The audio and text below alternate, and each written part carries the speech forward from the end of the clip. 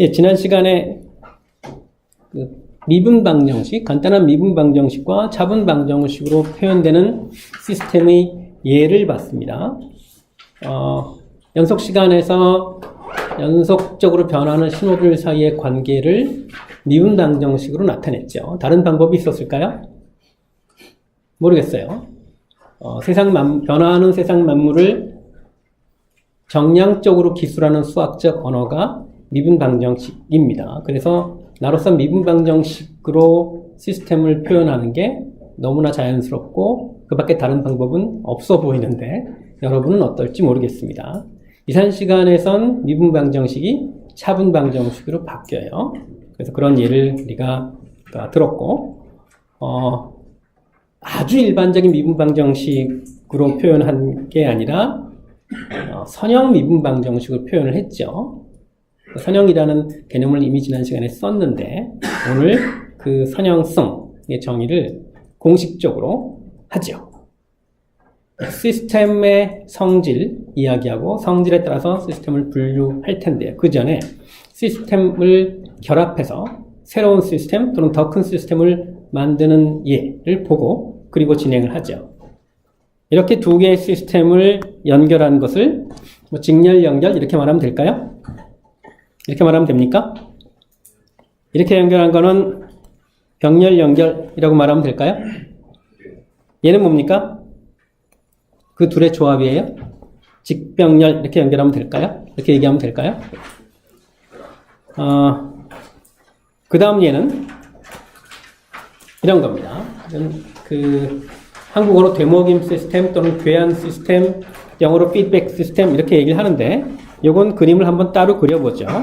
가장 전형적인 예는 제어공학에서 생깁니다. 자, 어떤 시스템이 있어요.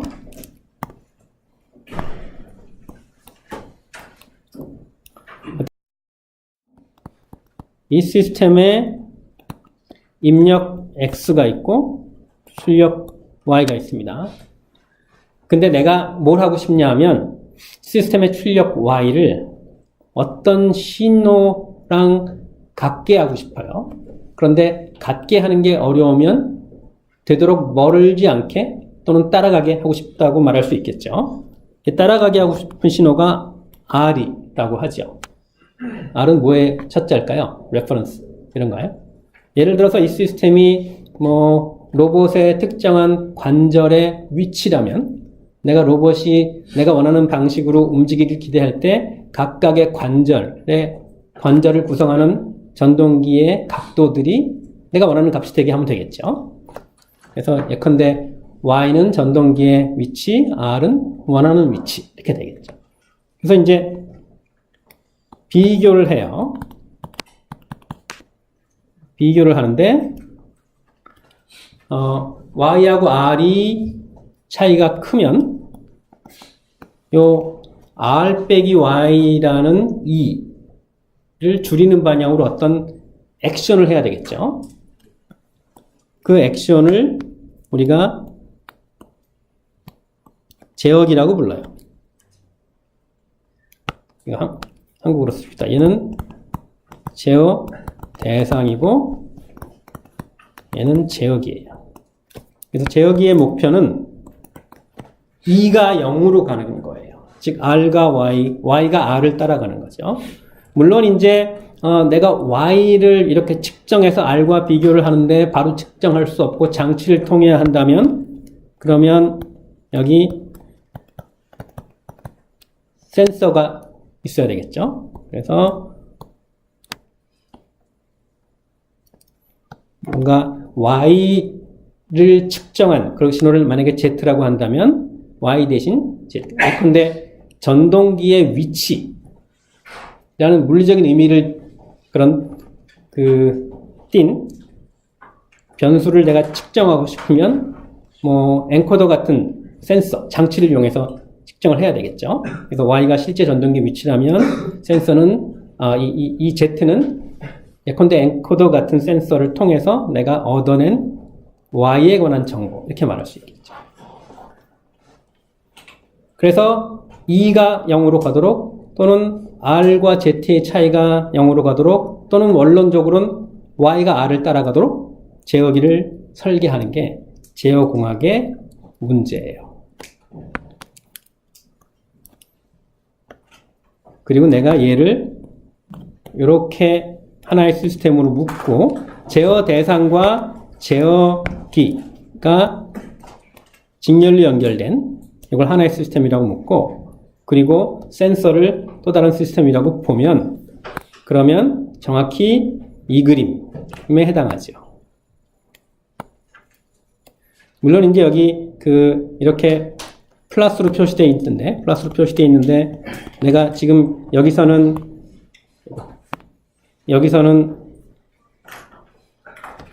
지금 요 플러스 마이너스 해서 R과 Z를 뺀 건데 여기서는 덧셈인지 뺄셈인지 하는 그런 표시가 없죠. 근데 이게 더하기든 빼기든 상관없어요. 만약에 이게 더하기라면 여기다가 이 센서, 이 시스템 2에서 나오는 게 내가 측정한 신호에다가 음수 취한 거라고 생각하면 되니까 그래서 요 부호가 실제로 플러스냐 마이너스냐 하는 거는 이 시스템 전체를 이해하는데 뭐 질적인 차이가 생기는 건 아니라는 거죠. 그래서 부호가 달라진 것 때문에 너무 혼동을 일으킬 필요는 없다라는 거고. 그런데 이제 의미로 보면 이런 식의 시스템을 구성을 할 때 보통은 빼는 방식으로 이야기를 하겠죠. 왜냐하면 R과 Y의 차이가 0으로 갔으면 좋겠다라는 생각으로 흔히 구성하는 시스템이 이러니까. 그래서 이런 것을 보통 네거티브 피드백 시스템이라고 이야기를 해요. 근데 아까 또 얘기했듯이 수학적으로는 네거티브 피드백이냐 아니면 포지티브 피드백이냐 하는 차이가 의미가 없는 거죠. 플러스냐 마이너스냐 이 이야기니까. 다만 이제 내가 R 플러스 Z를 여기서 R 플러스 Z를 0으로 보내려고 하는 건 아닌 거죠. R 마이너스 Z라는 걸 0으로 보내려고 하는 거죠. 그래서 흔히 구성하는 피드백 시스템은 이런 네거티브 피드백 시스템이다. 그리고 네거티브 피드백 시스템은 Y가 R을 내가 지금 다루고 있는 시스템의 출력이 내가 원하는 신호 R을 따라가도록 하는 거다. 이게 제어공학의 문제입니다. 자, 이제 세 종류의 연결을 봤어요. 직렬, 병렬. 사실 직병렬은 직렬과 병렬의 조합이니까 새로운 종류라고 볼 수는 없겠죠. 그 다음에 이와 같은 피드백. 자, 여기서 이제 이런 문제의식을 지녀보죠. 우리가 이제 시스템의 성질에 관한 이야기를 할 거예요. 이를테면 안정성을 정의하고 이 시스템들이 안정성을 만족하는지 등을 따질 거예요. 그리고는 어떤 질문을 할 수 있냐면 시스템들이 연결된 이런 시스템들의 각각이 여기에 있는 시스템 1, 시스템 2 등등이 예컨대 안정성이라는 성질을 만족한다고 했을 때 이렇게 구성된 전체 시스템도 여전히 그 성질을 만족할 거냐 하는 질문을 할 수 있죠. 전체 부분이 어떤 성질을 만족한다고 해서 부분으로 이루어진 전체가 같은 성질을 만족할 거냐라는 거예요. 부분이 만족하면 전체가 만족해야 되나요? 아니. 왜 아니죠? 다른 여지 부분. 다시 한번 얘기해 볼까요? 다른 부분을 만족 안 할 수 있는. 근데 그러니까 모든 부분이 다 만족을 하면 어떤 성질을 모든 부분으로 구성된 전체도 그 성질을 만족할까요?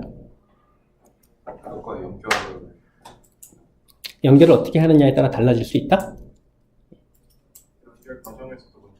연결 과정에서도 문제가 생길 수 있으니까. 굉장히 좀 중요한 이야기를 여러분이 하고 있어요. 여러분이 스스로 생각하는 것보다 훨씬 중요한 얘기를 했는지도 몰라요. 성립되지 않을 수도 있어요. 예컨대 안정성은 직렬, 병렬, 따라서 직병렬에서는 부분의 성질이 유지가 돼요. 각각의 부분들이 안정하면 전체도 안정해요. 하지만 얘는 달라요. 얘가 안정하고 얘가 안정하다고 해서 이 전체가 안정하다는 얘기 할 수 없어요. 왜 그런지는 이제 제어공학에서 본격적으로 따질 텐데, 그래서 제어공학에서는 어떤 게 중요하냐 하면 어차피 부분을 안정하게 하는 건 전체를 안정하게 함을 보장하지 못해요. 그러니까 제어공학에서는 제어기를 잘 설계해서 이 전체 시스템이 안정하도록 하는 게 가장 먼저 풀어야 될 과제예요. 그래서 안정성이 제어공학에선 핵심적인 개념이 되는 거죠. 어쨌든 여기서 지금 그 얘기를 다 하자는 게 아니라 여기서 하고 싶은 얘기는 부분들이 어떤 성질을 만족한다고 해서 전체도 그럴 거냐 하는 건 내가 정의할 성질의 내용에 따라서 달라지는 거죠. 물론 유지되는 성질도 있어요. 예를 들어서 시스템, 우리가 코절리티라는 성질을 이야기할 텐데, 코절리티를 이야기하고 나면 얘가 코절하고 얘가 코절하면 이렇게 묶인 얘기를 할 수 있어요. 성질에 따라 다른 거예요. 자, 이제 성질 이야기 해보죠. 우선 시스템이 메모리를 포함하느냐 포함하지 않느냐 라는 관점으로 시스템을 분류를 해보죠. 일단 메모리를 포함하지 않는다. 메모리 리스 시스템, 이 시스템을 스태틱이라고도 부르는데 왜 그런지는 뒤에 메모리 포함하는 시스템 이야기하고 다시 돌아와 보도록 하죠. 메모리를 포함하지 않는 시스템은 이렇게 정의가 돼요. 어떻게 쓰여 있습니까?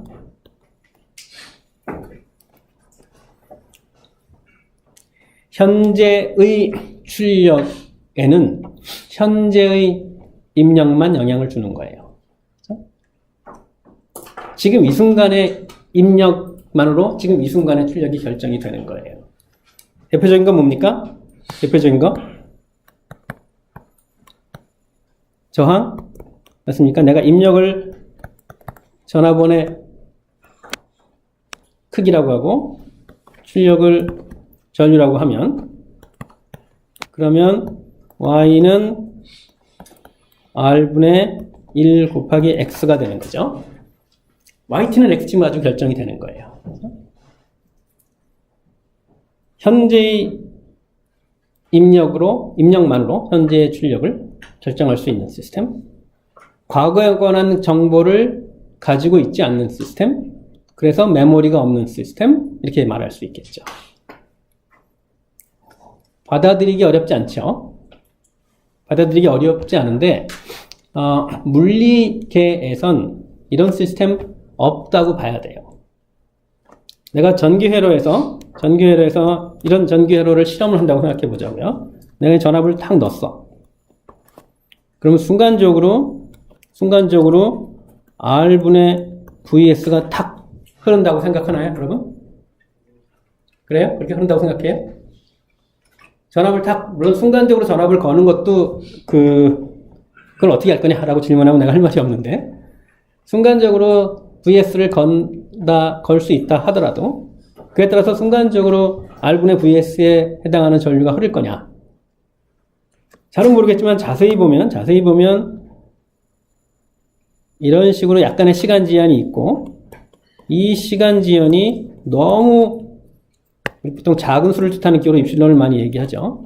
너무 작아서 무시할 만한 그런 상황 아니냐. 다시 말해서 이런 간단한 전기회로라 하더라도 뭔가 그 가정이 들어가야 이렇게 R분의 V라는 형태로 표시할 수 있지 않겠는가 라는 질문을 할 수 있겠죠. 만약에 순간적으로 어떤 양들이 변할 수 있다면 어떻게 되는 거죠? 전류, 전화 이게 막 그렇게 변한다는 얘기는 전자가 빛보다 빠른 속도로 움직인다는 얘기 아닌가요? 그건 불가능하다고 아인슈타인 선생님이 말씀하시지 않았나? 그러니까 이런 스태틱 시스템은 물리적으로 없을 것 같은 거예요. 그래서 실제로 R과 V 사이의 관계를 제대로 수학적으로 표현을 하면 여러분이 별로 다루고 싶지 않은 PD 같은 게 나올 수도 있겠죠. 그래서 그 PD를 아마 잘 풀면 그러면 뭔가 이 시간 지연이 생기는 걸 볼 수 있을지도 모르겠어요. 그런데 이제 그렇게 하고 싶으냐? 그건 아닌 거지. 우리 지난 시간에도 얘기했던 것처럼 그 물리적인 대상을 수학적으로 모델링해서 그 모델링된 시스템 우리는 다룰 텐데 그게 너무 복잡하면 예컨대 PD 같은 걸로 표현할 수밖에 없다면 그러면 다루기 힘들어지겠죠. 그래서 적절히 근사화한다라는 거고, 이 스태틱 시스템, 이 메모리 리스 시스템도 실제로는 그렇지 않은 시스템을 근사적으로 표현하는 거다라고 보는 게 타당하겠죠. 여기서 우리 이제 수학과 물리의 세상을 왔다 갔다 하는 거예요. 수학의 세상은 물리 법칙의 구속을 받지 않죠. 그래서 좋은 거지. 하지만 물리와 동떨어진 수학의 세상을 우리가 다루지는 않아요. 왜냐하면 우리는 구체적인 그 대상을 위한 수학을 하는 거니까. 그럼 실제는 어떤가? 실제는 이럴 거예요. 실제는 이럴 거예요. 현재의 출력은 현재까지의 입력의 영향을 받아서 결정이 되는 거죠. 다시 말해서 입력이 이런 신호가 있고, 이걸 내가 X1이라고 합시다. 그 다음에 X2라고 합시다. 이후는 같아도 괜찮아요.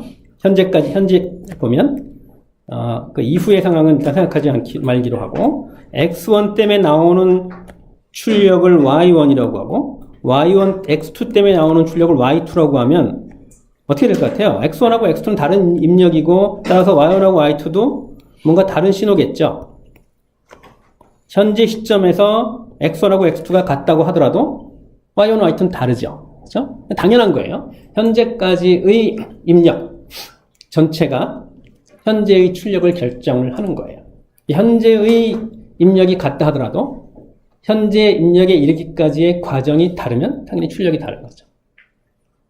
이런 시스템을 다이나믹 시스템이라고 이야기를 하고, 다이나믹 시스템을 메모리 시스템이라고 이야기를 할 때는 이게 과거에 관한 정보가 들어있기 때문에 그렇게 말할 수 있겠죠. 실제 시스템은 이렇게 메모리 시스템이에요. 그리고 다이나믹 시스템이라는 말을 더 많이 써요. 메모리 시스템이 아닌 시스템을 메모리 리스 시스템이라고 부르고, 이렇게 다이나믹이 아닌 시스템을 스태틱 시스템이라고 불러요. 그래서 다이나믹 또는 스태틱, 메모리 또는 메모리 리스 이렇게 분류를 하는데, 다이나믹이라는 말을 일반적으로 더 많이 쓰죠. 그래서 이거를 동특성이라고 번역하기도 하는데, 동은 움직인다는 거죠. 그래서 현재의 출력은 현재까지의 입력에 영향을 받는 거예요. 이걸 좀 더 일반적으로 말하면 현재의 출력은 현재 말고 다른 시간의 입력에도 영향을 받는 거예요. 물론 그 다른 시간은 우리의 물리적인 시스템은 현재까지를 얘기를 하는 거지. 과거부터 현재까지. 그런데 수학은 물리법칙의 지배를 받지 않는다고 했죠. 수학적으로 좀 더 일반화해서 얘기하면 그냥 현재 이외의 다른 시간의 입력에 영향을 받으면 그게 다이나믹 시스템인 거예요. 미래의 영향을 받아도 돼요. 그러면 이제 다이나믹 시스템을 또 우리가 분류하고 싶은 충동이 생겨요. 현재 말고 다른 시간의 입력에도 영향을 받는 시스템이 다이나믹 시스템이라면 구별을 하는 거지. 과거부터 현재까지의 입력에만 영향을 받는 시스템과 미래의 입력에도 영향을 받는 시스템, 이렇게 구별할 수 있는 거죠. 순서를 약간 바꿔서 그 얘기로 바로 넘어가면, 그래서 이제 causality, 한국어로 인과성을 정의를 하게 돼요. causал하다, 인과적이다, 또는 이런 말도 쓰는데, 왜 이런 말을 쓰는지는 또 뒤에 가서 얘기를 하죠. 이거는 그냥 현재까지의 입력에만 영향을 받고 미래의 입력에는 영향을 받지 않는, 우리가 상상할 수 있는, 물리계에서 상상할 수 있는 그런 시스템을 인과적이다, causал이다 이렇게 말을 해요. 그리고 그렇지 않은 시스템, non-causal 시스템, 미래의 입력에도 영향을 받는 시스템을 뜻하죠. 정리를 하면 현재의 입력에만 현재의 출력이 영향을 받는 시스템, 스태틱 시스템, 우리 별로 관심이 없어요. 저항의 예를 들었지만 우리가 설령 전기 회로를 다룬다 해도 저항만 있는 회로 다루진 않죠. R도 있고 L도 있고 그렇죠. 스태틱 시스템에는 관심이 없어요. 그래서 현재의 출력을 결정하는데 현재 이외의 시간의 입력에 영향을 받는 그런 다이나믹 시스템에 관심이 있어요. 현재 이외의 시간이라면 현재까지와 미래로 나눌 수 있겠죠. 현재까지의 입력에 영향을 받는 시스템을 코절 시스템이라고 말을 하고, 미래의 입력에 영향을 받는 시스템을 non-causal 시스템이라고 얘기를 해요. 그리고 non-causal 시스템은 또 우리가 별로 관심이 없어요. 왜냐하면 미래의 입력에 영향을 받는 시스템은 없으니까. 그렇죠? 그래서 다이나믹이냐 스태틱이냐에서 다이나믹으로 왔다가 다이나믹 중에서도 코절이냐 아니냐를 얘기를 하다가 코절 시스템에 관심을 두는 거죠. 자, 근데 이제 용어가 나왔으니까 설명을 해야죠. 코절을 왜 non-anticipative라고 얘기를 할까요? non-causal을 anticipative이라고 얘기를 하기 때문이겠죠. anticipative는 뭡니까? anticipat이라는 말은 예측할 수 있다는 거죠. non-causal이라는 건 미래의 입력이 현재의 출력에 영향을 주는 거예요. 그래서 그 관계를 안다면 현재의 출력에서 미래의 입력을 예측할 수 있겠죠. 그래서 코절하지 않은 시스템은 예측이 가능한 anticipative 시스템이에요. 따라서 코절한 시스템은 그렇지 못한 거죠. 현재의 출력엔 미래의 입력에 관한 정보가 들어있지 않아서 예측도 할 수 없는 그런 시스템인 거죠. 자, 그리고 우리는 causal dynamic 시스템에 관심이 있는 거죠. 명백한 이유로. 물리기가 그러하니까. 근데 이제 여기 이런 말이 살짝 나오는데, 그래서 causality는 늘 일반적으로 가정을 하는데, 만약에 t가 시간이라는 물리적인 의미를 띠지 않는다면, t가 예컨대 공간이라면, 그러면 현재 t가 0이고 다음에 t가 1이면 1이 0의 미래라고 할 수는 없죠. 시간이 아니니까. 그래서 독립변수가 물리적으로 시간이 아니거나 또는 설령 시간이라 하더라도 모아서 오프라인으로 계산할 수 있는 경우라면 코절하지 않은 시스템도 물론 관심을 둘 수 있어요. 근데 그런 경우가 아니라면 당연히 우리는 코절리티를 전제하죠. 자, 두 가지 얘기했고 그에 따라 분류를 했어요. 다이나믹이냐 스태틱이냐. 다이나믹을 선택했죠. 다이나믹 중에서 코절이냐 아니냐. 코절을 선택했죠. 인과관계, 미래 입력의 영향을 현재의 출력이 받으면 안 되니까. 그래서 코절 다이나믹 시스템이 우리의 관심사예요. 그리고 예를 살짝 들어보죠. 이런 거 전부 다 코절 시스템입니까, 이거? 현재까지의 입력 X를 적분한 거. 이거 뭐 같아요? 카피스터에 전류 흘려서 전압 걸리는 그런 느낌 있으니까 현재의 까지 X를 입력을 적분해서 얻은 Y causal dynamic 시스템이죠. 이산 시간에선 이런 버전 생각할 수 있나요? 현재까지 입력 다 더한 거. 그게 적분이죠. 이건 어떻죠?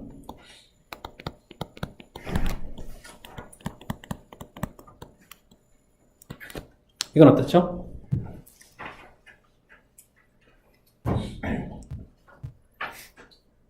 이거 일단 스태틱입니까? 다이나믹입니까? 예? 다이나믹인가요? 왜 그렇죠?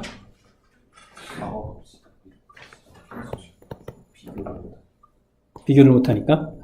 다 맞는 말 얘기하고 있어요.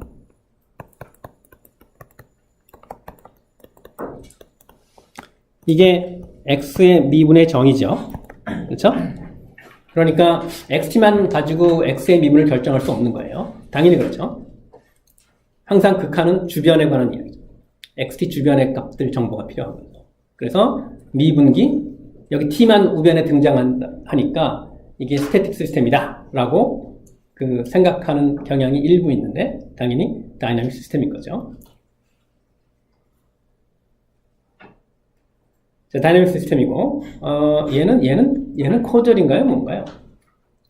우리가 지난 시간에 임펄스의 어려움을 얘기를 했죠. 그리고 2장에서 조금 더 다룰 거예요.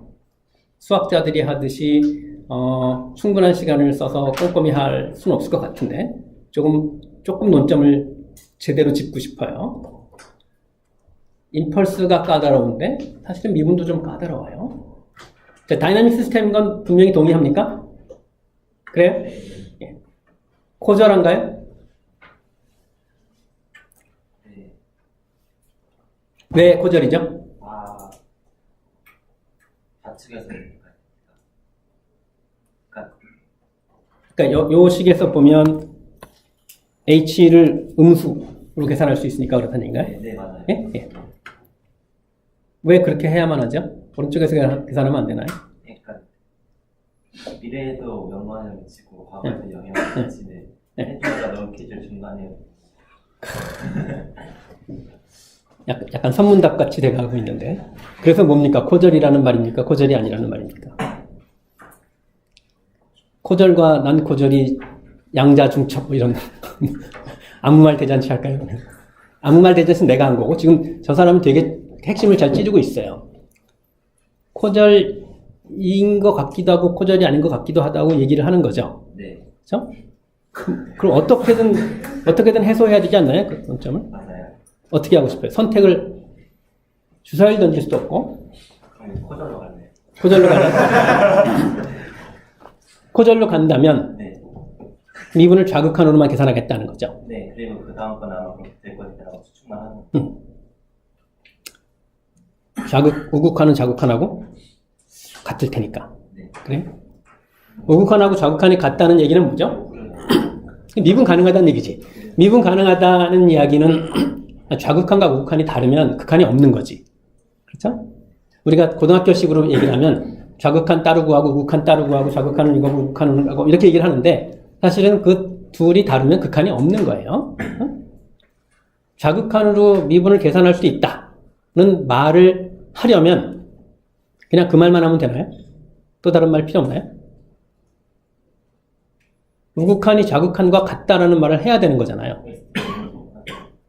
미분 가능하다라는. 그렇죠. 미분 가능하다라는 말을 하고 미분 가능하니까 좌극한만으로 계산할 수 있고 네, 좌극한만으로 계산할 수 있으니까 코절이고. 그래요? 네, 훌륭합니다. 미분 가능하다는 말을 또 풀어서 설명할 필요 없나? 좌극한과 우극한이 같다는 얘기를 그렇게 얘기를 한 거잖아요. 어쨌든 우극한이라는 말을 하고 있는 거잖아. 네, 같으니까 계산하지 않는다는 얘기지. 그렇죠? 그럼 우극한에 관한 얘기 한 거 아닌가요, 지금? 한 거예요, 안 한 거예요? 했어요? 네. 했죠? 우극한에 관한 얘기를 했다는 건 미래에 관한 얘기 한 거 아닌가? 마구 헷갈립니까? 거기까지 하죠. 왜냐면 나도 헷갈리니까. 네, 거기까지 하죠. 그러니까 많은 경우 여기서 뭔가를 정의하고 나면 그 정의를 만족한다, 만족하지 않는다 이렇게 명백히 둘 중에 하나를 얘기를 할 수 있어요. 그런데 아주 예외적으로 관점에 따라서 다른 대답을 할 수 있는 경우가 있어요. 그게 이를테면 미분기가 코절입니까? 라는 질문이 그래요.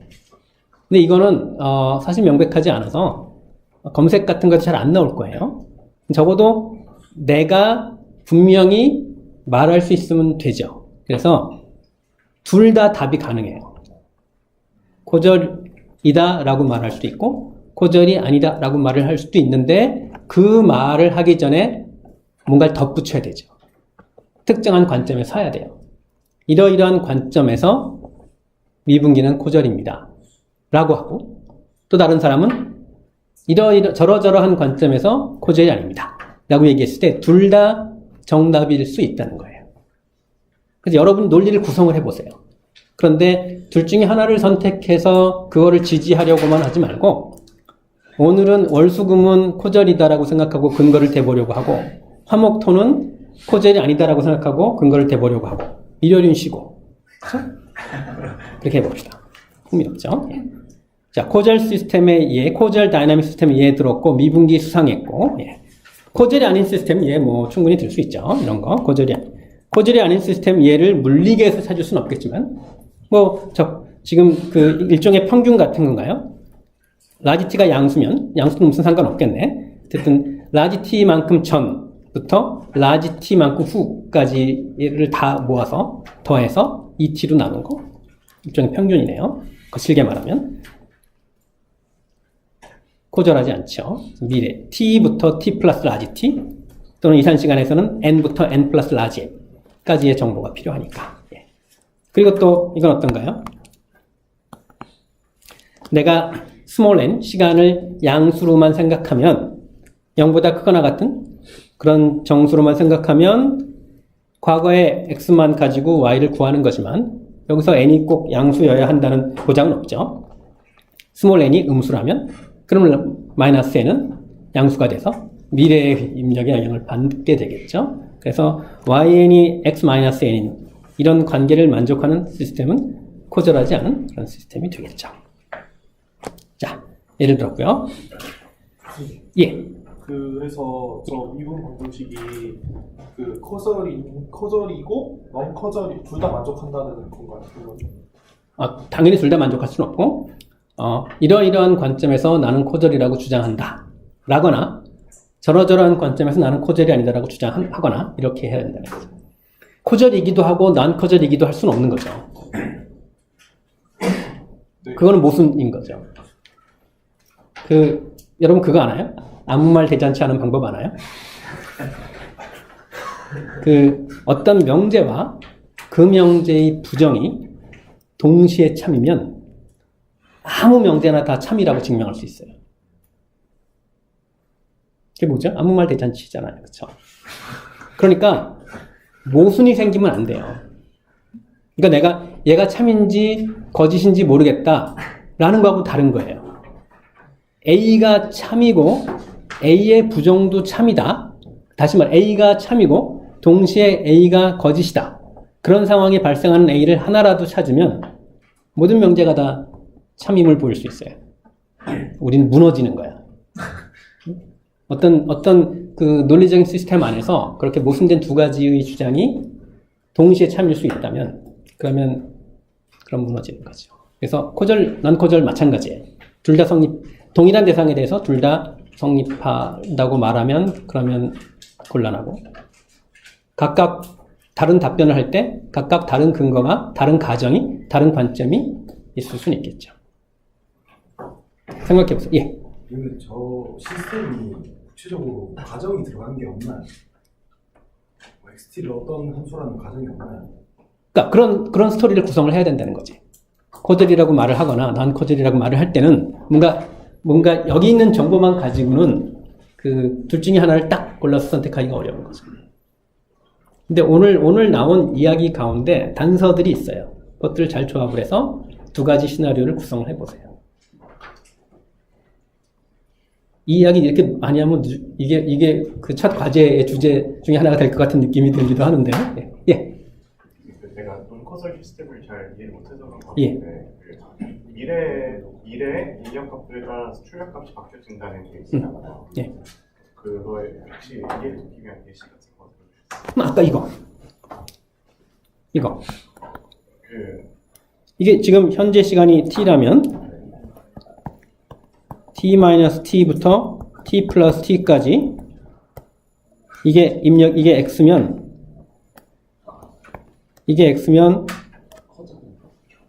이 면적 구해서 2분의 t로 그러니까 이 t로 나눈 게 y잖아요. y를 구성할 때 y를 계산할 때 요 t가 현재라면 요 구간에서의 x가 필요한 거잖아요. 그렇죠? 미래 입력의 영향을 y가 받는 거죠. 그러니까 수학적으로 구성할 수 있는 거죠. 이거 엄청나게 뭐라 그래야 되나? 트리비얼하다고 그래야 되나? 이거 코절하지 않은 거죠. 1초 후에 입력이 현재에 출력이 되는 거. 그렇죠? 코절하지 않은 이해에 뜨는 것도 뭐 문제가 아니겠죠. 그럼 그 수식을 쓴 김에 이 예를 한번 보죠. 우리가 코절인지 아닌지 이야기를 할 때, 그래서 여기서처럼 뭔가 t 플러스 1이 t 플러스 1에서의 x가 t에서의 y를 결정하면 당연히 코절이 아닌 거죠. 그래서 뭔가 입력과 관련한 식의 t 플러스 1, t 플러스 2, t 플러스 알파 이런 게 나오면 문제가 생길 수 있는 거예요. 그리고 예를 봅시다. 여기 오른쪽에 t 플러스 1이 있죠? 코사인 t 플러스 1. 그 오른쪽에 t 플러스 1이 있는 미래 t 플러스 1초 후에 뭔가 영향을 받네? 코절이 아니네? 이렇게 말하고 싶은 충동이 생기는데 1초 뒤에 x 영향을 받는 게 아니에요. 이게 어떻게 쓰느냐에 따라서 이 헷갈림이 순간적으로 사라질 수 있어요. 우리 이런 기호 기억합니까? 이거와 이거. 콜론이 등호가 성립되도록 오른쪽에 있는 새로운 기호가 정의되는 거예요. 콜론이 왼쪽에 있으면 등호가 성립되도록 왼쪽에 있는 새로운 기호가 정의되는 거예요. 이 기호 쓰는 게 되게 편해. 내가 얘를 이렇게 쓰면, 그러니까 g를 새로 정의를 하는데 g를 뭐로 정의한 거예요? 코사인 t 플러스 1이 되도록 정의를 한 거죠. 그래서 요걸 다시 쓰면 이렇게 쓸 수 있는 거죠. yt를 xt 곱하기 gt로 놓고 여기서 gt가 다름 아닌 코사인 t 플러스 1. 이런 표현을 그냥 한 줄에 쓴 게 이거라고 볼 수 있는 거죠. 어떻든 내가 코사인 t 플러스 1을 gt로 쓰는 순간 이게 이제 코절이 아닌 것처럼 보였던 그 뭐라고 하죠? 그 헷갈림의 원천? 뭐 이런 게 좀 사라지겠죠. 미래의 X의 영향을 받는 건 아니에요. 코절 시스템입니다. 이건 이제 우리가 그 어려운 문제는 아닌데 좀 헷갈릴 수 있는 거죠. 자, 다이나믹이냐 스태틱이냐, 스태틱 버리고 다이나믹을 선택했죠. 다이나믹 중에서 코절이냐 아니냐, 코절이 아닌 거 버리고 코절을 주로 선택을 해요. 다이나믹 코절 시스템에 우리가 관심이 있습니다. 두 가지 개념 얘기를 했습니다. 예. 그 혹시 그 non-co절이 적절한 스몰 t에 대해서만 하나만 있으면 되는 거 아니에요? 이미 스몰 t에 대해서 다 만족을 하면 스몰 t가 뭐죠? 아, 시간. 그러니까 그 하나라도 있으면 안 되겠죠. 그 예를 들어서 yt가 그 x의 n 플러스 1, x의 t 플러스 1인데 그게 t가 10초까지만 만족을 하고 이제 10초 이후에는 이제 yt는 xt랑 같을 때. 뭐 지금 이런 예를 든 거네요. 내가 써보면 아마 스스로 답을 찾을 거예요. yt는 t가 예컨대 라지 t보다 작을 때는 xt 플러스 알파고, 알파는 양수입니다.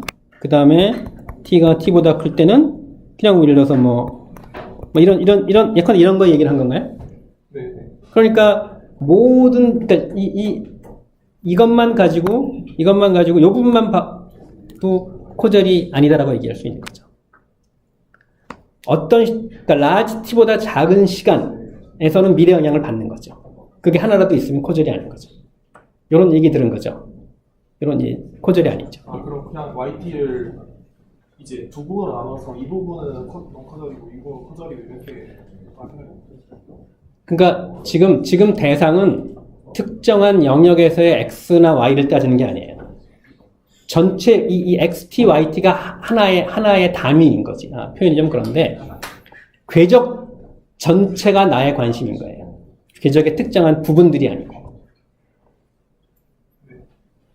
그래서 신호와 신호의 관계를 시스템이라고 얘기를 할 때 그 얘기를 내가 일부러 헷갈릴까 봐 안 했는데 생각해 보자고요. xt라는 신호에 대해서 yt라는 신호를 나오게 하는 게 시스템이라고 얘기를 했죠. 근데 이렇게 생각을 하고 나서 보니까 이게 뭐예요? xt에 대해서 yt가 대응되는 거잖아요. st라는 시간의 함수에 대해서 yt라는 시간의 함수가 대응되는 거지. 그런데 그거 함수 아닌가요? 함수란 어떤 집합에 있는 원소, 그 집합을 정의역이라고 하나요?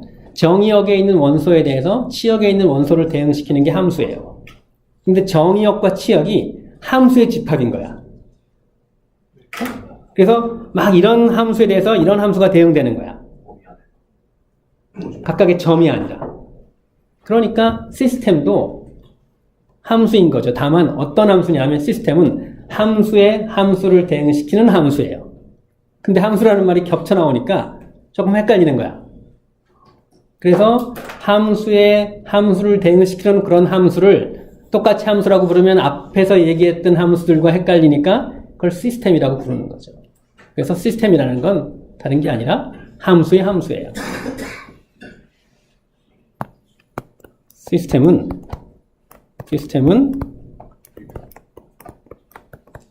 function of functions예요.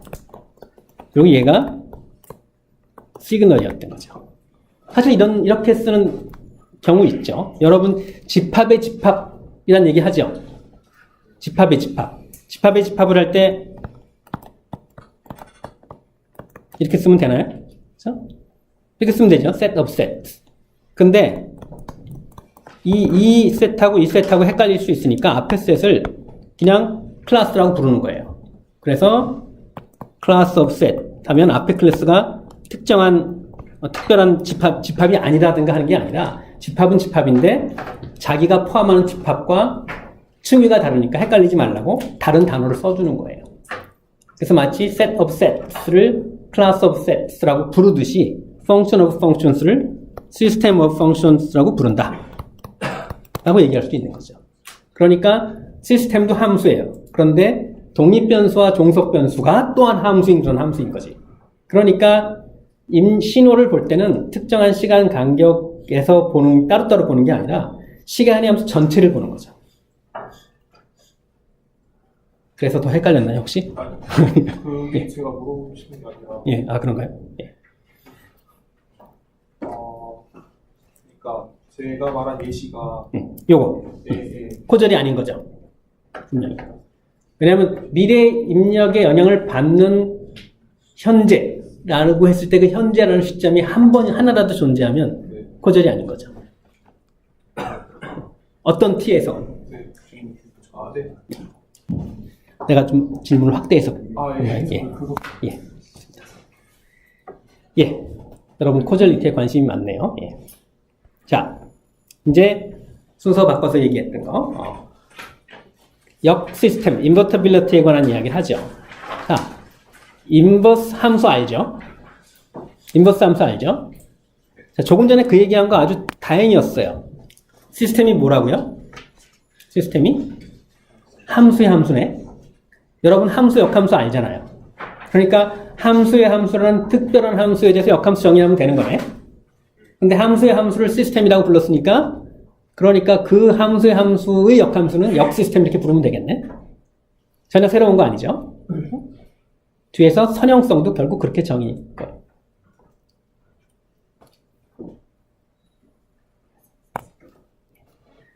그래서 이런 시스템이 인버터블 하다는 것은 Y가 출력이고 W가 잘못 얘기했죠. Y가 입력이고 W가 출력인 또 다른 시스템을 만들어서 W가 X가 되게 할 수 있다는 뜻이에요. 인버터블 하다는 것은. 그랬을 때 요 시스템을 역 시스템이라고 불러요. 인버스 시스템이라고 불러요. 인버스 시스템이 존재할 때 그 시스템을 인버터블 하다라고 부르는 거죠. 함수의 역함수 개념과 똑같아요. 시스템도 함수니까. 자, 예를 들어보죠. 얘 인버터블 합니까? 그렇죠? 내가 이런 시스템 만들면 Y가 입력이고 W가 출력인 이 시스템 만들면 W는 X니까. 이건 어떻죠? 우리 앞에서 그냥 살짝 건너뛰었는데 이 시스템은 이렇게도 표시할 수 있어요. 그런가요?yn이 이렇게 생겼으면 yn-1은 n-1, xn-1까지 더한 거죠. 그렇죠? 그게 이거고. 그 뺀 게 이거니까 이 시스템은 똑같은 시스템인데 이렇게 쓸 수 있어요. 그래서 만약에 내가 y가 입력이고 W가 출력인 시스템을 만들어서 W가 X가 되게 할 수 있겠는가? 할 수 있죠. 여기 있는 X만 W가 되게 하면 되는 거니까. 역 시스템은 바로 이렇게 쓸 수 있어요. 이런 관계를 Y가 입력이고 W가 출력인 시스템을 이렇게 구성을 하면 당연히 이 W는 이 X랑 같게 되겠죠. 그래서 이렇게 다 더하는 시스템, 이런 역 시스템이 있어서 인버터블하다. 이건 뭐 연속 시간에서도 이야기할 수 있겠죠. 이런 시스템의 역 시스템은 내가 dx dt가 y니까 dw dt가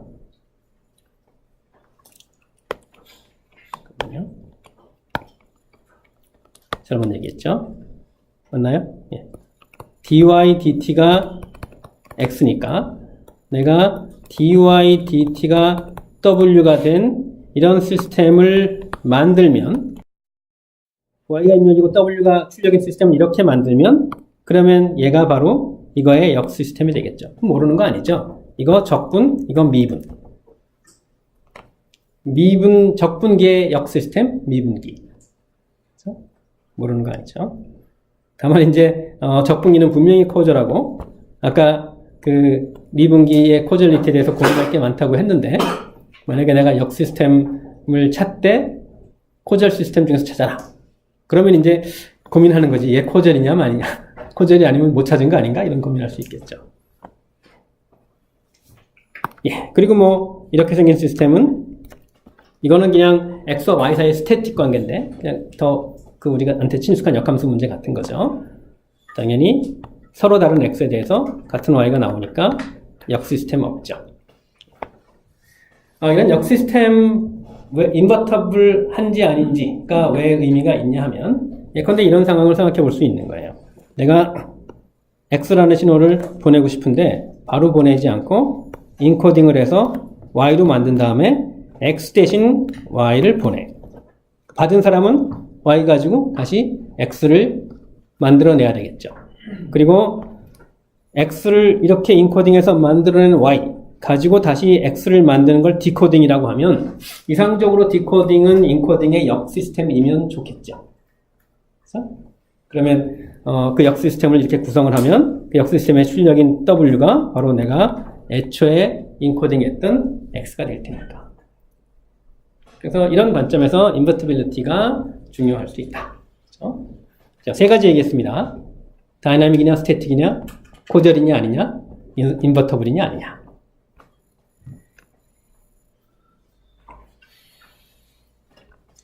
예. 그 다음 아까 제어공학에서 중요하다는 개념 안정성. 그렇죠. 우리한테 제일 중요한 거. 저는 제어공학을 하는 사람인데 제일 중요한 게 바로 이 개념이에요. 정의를 합니다. 입력이 X고 출력이 Y인 시스템이 안정하다는 것은 모든 유한한 입력에 대해서 출력도 유한하다는 뜻이에요. 이걸 뭐 이렇게 쓸 수 있겠죠. X가 유한할 때 Y도 유한하다. 자, 이렇게 쓸 때와 여기 빨간 박스 안에 있는 것처럼 Y is bounded for any bounded X 같은 뜻입니까? 나중에 말한 게 좀 더 분명해 보이나요? 내가 X가 유한하면 Y도 유한하다 라는 식으로 말을 했을 때 X에 대해서 유한하다는 말 말고 아무 얘기 안 했죠.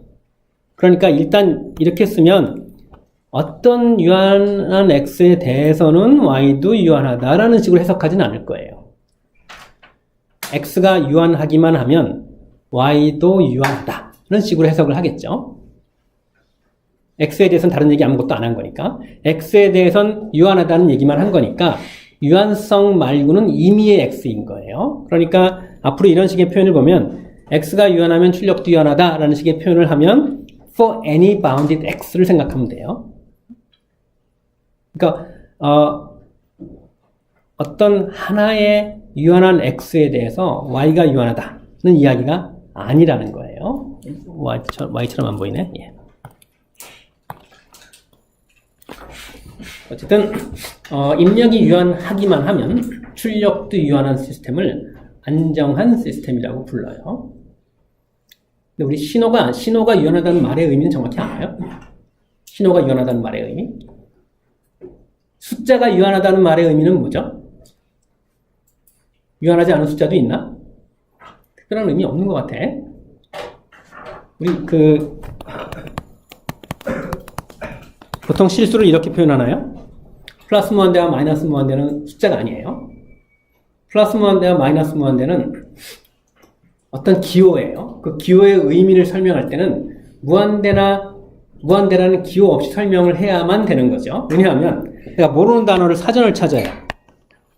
그런데 모르는 단어를 사전에서 찾는데 영영사전 볼 때 가끔 그런 고통을 받죠. 그 안에 또 다른 모르는 단어가 있어? 근데 만약에 내가 A라는 단어를 찾으려고 하는데 A라는 단어를 설명하는데 A라는 단어가 보여. 이러면 그건 원어민도 모르는 거지. 알 수 없는 거죠. A를 이용해서 A를 설명하는 거. 말이 안 되는 거죠. 무한대가 숫자가 아니라 뭔가를 뜻하는 기호라면 얘는 이 기호 없이 설명할 수 있어야 되겠지. 무한대는 그런 거예요. 그러니까 어떤 숫자가 유한하다는 것은 사실은 특별한 의미가 아니에요. 그냥 숫자란 얘기예요. 그런데 신호가 유한하다는 거는 유한하지 않은 신호를 여러분이 떠올릴 수 있을 것 같으니까 뭔가 분명하게 정의될 필요가 있는 거죠. 어떻게 정의하면 될까요? 일단 유한한 신호와 유한하지 않은 신호를 뭔가 그려봐야 되겠지? 유한하지 않은 신호 제일 먼저 떠올릴 수 있는 게 어떤 건가요? 어떤 건가요? 유한하지 않은 신호.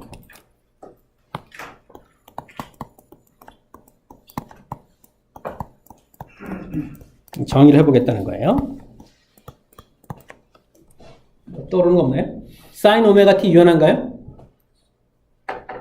유한하죠? 사인 오메가 t의 절대값은 1보다 작거나 같으니까. 그래서 유한하지 않은 수는 뭐 있죠? 네? 지수함수. exponential t? 너무 어렵게 가지 맙시다. t제곱은 어때? 그냥 t는 어때요? 다 유한하지 않은 거지. 그래서 근데 자, 이 유한하지 않은 함수 3개 예를 들었는데 얘는 어떤 t에 대해서도 정의가 돼요. 정의가 안 되지 않아. t가 100만이면 exponential 100만 얘기되죠? 그렇죠? 모든 t에 대해서 이 3개는 다 정의가 돼요. 모든 t에 대해서. 그러니까 어느 하나에서 값이 무한되기 때문에 안 되는 건 아닌 거예요. 이런 거랑은 다른 거지. 이건 뭐예요? t-1분의 1. 이건 t가 1에서 정의가 안 되죠. 그렇죠? 그러니까 얘와 이 세 종류는 다른 거죠. 유한하지 않은 함수 중에는 이런 것도 있지만 이렇게 모든 t에 대해서 정의가 되긴 되는데 어떤 식으로 문제가 생긴다고 그래야 되나? 어떤 일이 벌어지는 건가요? t가 무한대로 감에 따라서 exponential t도 무한대로 간다 뭐 이런 거죠. 근데 그걸 예컨대 무한대라는 기호 없이 설명하려면 어떻게 될지는 이제 우리가 각자 좀 생각을 해봅시다. 자, exponential t가 유한하지 않은 건 내가 이런 식으로 가둘 수 없기 때문이에요. 모든 t에 대해서. exponential 100만도 의미가 있는 잘 정의된 값인데 내가 exponential 100만보다 더 큰 숫자를 항상 생각할 수 있죠. 그래서 유한하지 않다는 건 꼭 이런 걸 뜻하는 게 아니라 이런 의미예요. 어떤 c라는 숫자가 존재해서 s.t점은 such that입니다. ft의 절대값이 c보다 작거나 같다? 모든 t에 대해서. 이게 유한하다라는 말의 정의예요. 뭔가 이런 식으로 표현을 할 수 있어야 이걸 가지고 뭐 증명을 하든가 할 수 있겠죠. 모든 t에 대해서 ft의 절대값이 c보다 작도록 하는 그런 숫자를, 그런 양의 실수, 뭐 0일 수도 있는 거죠. 항상 찾을 수 있을 때 f는 유한하다라고 말을 한다는 거죠. 신호의 유한성을 정의하고, 그리고 그림으로 그리면 아무것도 아니죠. 그림으로 그리면 그냥 내가 f가 이렇게 있으면 플러스와 마이너스 사이에 f가 담겨 있는 거지 넘어가지 않는 거죠. 별거 아닌 거죠. 그래서 신호의 유한성 정의라고, 몰랐던 건 아니지만 어쨌든 깔끔하게 명확하게 정의를 일단 할 수 있어야 되겠죠. 신호의 유한성을 정의하고 나면 입력이 유한한 한, 출력도 유한한 그런 시스템을 생각할 수 있고, 그런 시스템을 안정한 시스템이다 라고 불러요. 그런 시스템은 안정성이라는 성질을 만족한다 이렇게 부르는 거죠. 질문을 해볼게요. 어떤 시스템이 안정한지 안정하지 않은지를 실험으로 확인할 수 있을까요?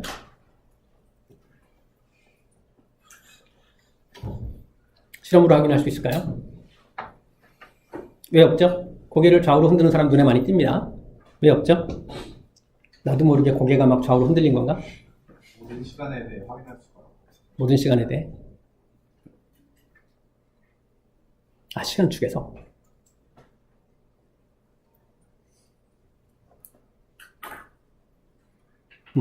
그러네. 또 다른 이유는 없을까요?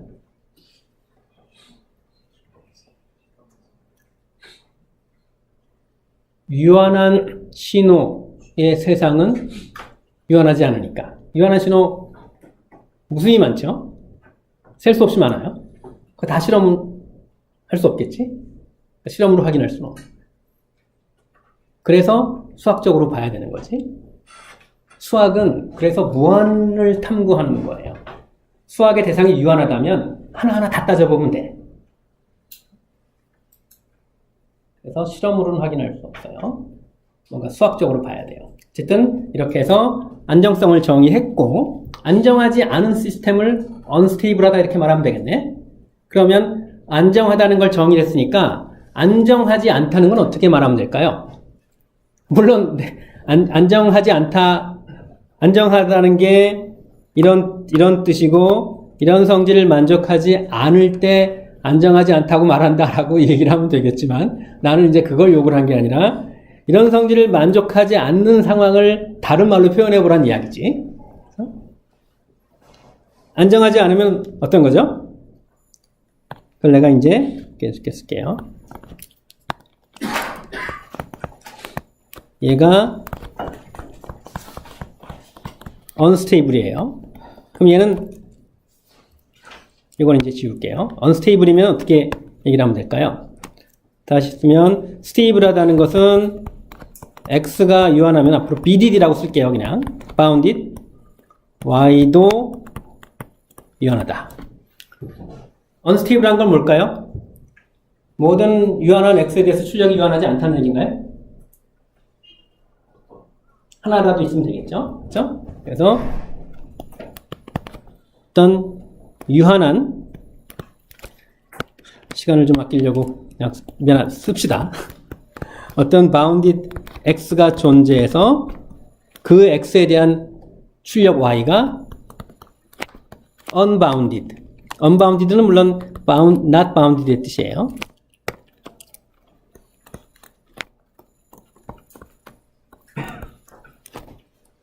출력을 유한하지 않게 만드는 유한한 입력이 하나라도 있으면 unstable한 거예요. 그렇지 않죠? 그래서 어떤 시스템이 스테이블한지를 실험적으로 확인할 수 있는 방법은 원천적으로 없어요. 하지만 운이 좋으면 시스템이 불안정한지는 실험으로 확인할 수 있어요. 하나 걸리면 되는 거지. 유한한 입력 이렇게 체크를 늘 해보다가 특정한 유한한 입력 하나에 대해서 출력이 유한하지 않게 되면 언스테이블하다라고 판단할 수 있는 거죠. 근데 운 좋으면 할 수 있어요. 물론 운 나쁘면 못해요. 무슨 얘기냐면 내가 지금 실험을 했는데 지금까지 수백만 번의 실험을 했어요. 모든 내가 지금까지 실험한 입력들은 다 유한했고 출력들도 다 유한했어요. 그러면 내가 내릴 수 있는 판단은 없는 거죠. 안정하다고 하자니 아직 일일이 확인해보지 못한 또 다른 유한한 입력이 있을 테고, 그리고 불안정하다는 얘기를 또 할 수 없는 건 아직 출력을 유한하지 않게 만드는 유한한 입력을 찾은 건 아니고 아무런 판단을 못합니다. 실험으로는 시스템이 안정한지 판정할 수 없고 불안정한지는 운 좋으면 판단할 수 있고. 예를 한번 들어볼게요.